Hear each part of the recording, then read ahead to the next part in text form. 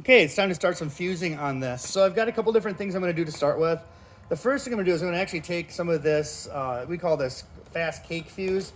It's the blue fuse. It's about 15 to 20 seconds per foot. And I find that works out really well on a situation like this where the cakes are right next to each other. A lot of cakes, even the 200 gram and the 350 gram and the 500 gram, you're usually a 15 to 30 second cake. Some are longer, some are shorter. But what this will do, kind of keep the show going, keep things overlapped. I don't really have to worry about the timing too much. These Saturn missiles usually take a little bit to kick off anyway. I'm just going to use blue painter's tape, believe it or not. I found this actually works really well. Now again, you always want to burn your fuses into each other, so you want to make sure whatever direction the fuse is going, to burn that into the fuse. If you do it the other way, believe it or not, this fuse can drop off and actually not ignite into the cake, and I've seen that happen before. I've certainly done that in the past, and a lot of times you get lucky, it'll still light, but you really want to kind of make sure that you've got that burning into it. I hold them really tight together.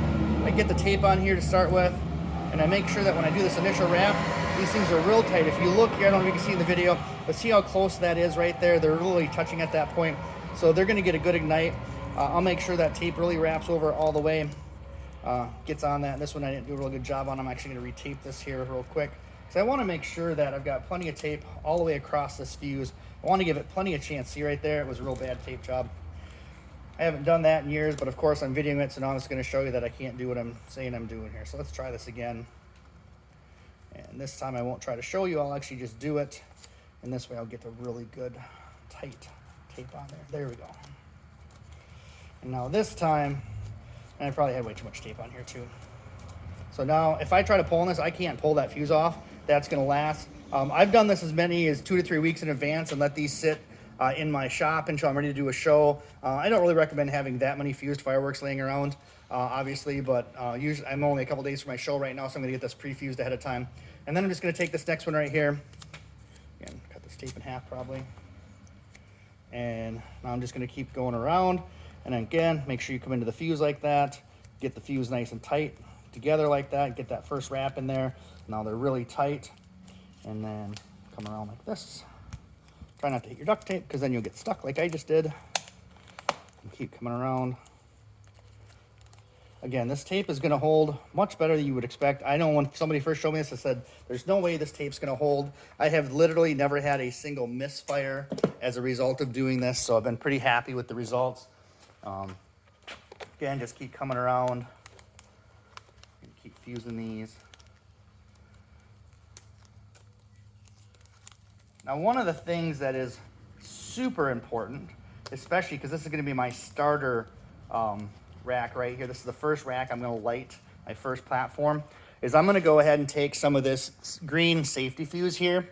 And this is going to allow me to have a lot of time to walk away. This is probably about, you're looking at what, 30 seconds a foot. So you got about 5 feet here. So I got about 2 to 3 minutes that I can light this and walk away. Nice slow pace. You're not running away from your fireworks. You never want to really run while you're on the field.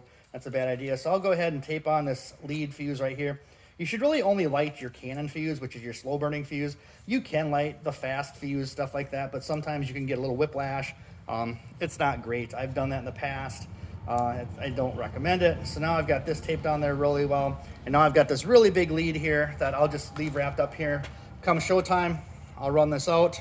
I'll light it. I'll give a big wave to the audience. They'll kind of see this little green igniting, and it's kind of fun. They watch this and they really start to anticipate. They say, okay, it's lit, it's lit, it's lit. Is anything going to happen? Is anything going to happen? And all of a sudden, boom, the show starts up.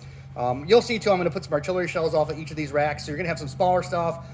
You get 2 different stages. You got the small stuff, the medium stuff, and then the big stuff with the artillery shells going up. Really create 3 stages of that skyline. Gives a real nice show. Kind of keeps things really busy.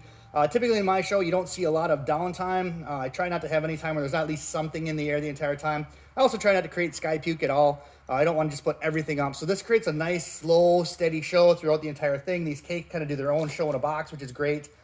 Kind of gets everything going. So that's my fusing. I'm going to finish this out. That'll be the first platform. I'll finish out the rest of my platforms today, and then I'll actually start doing some artillery shells. I'll show you how I do that. And then once we get to the field on Saturday, I'll actually show you my final fuse setup.